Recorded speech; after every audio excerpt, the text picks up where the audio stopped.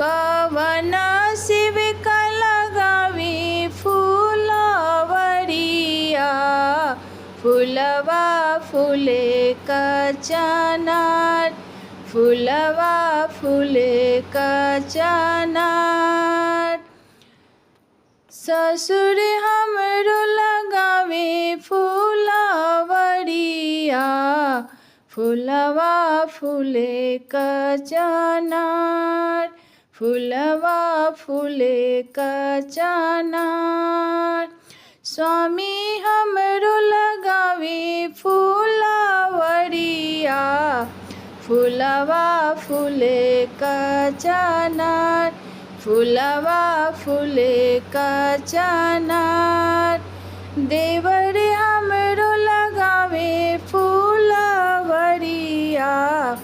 फूलवा फूले का चनार, फूलवा फूले का चनार।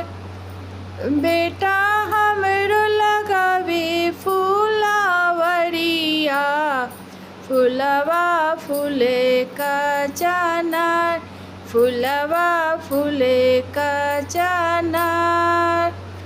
फूला लोढ़े चलेली छठिया मैया, होते भोरे बिनुसार, होते भोरे बिनुसार।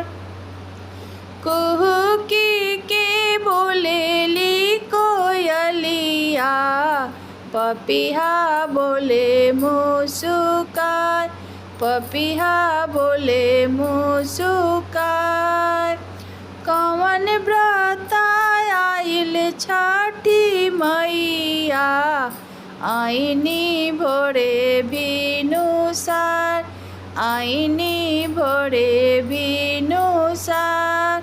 कार्तिक मास के छठा बरतिया, नैहर पूजन हमार, नैहर पूजन हमार। मोरे भैया आई है बोलावन, लेके डोलिया कहाँ, लेके डोलिया कहाँ। हमरे भैया आई है बोलावन, लेके डोलिया कहाँ, लेके डोलिया कहाँ।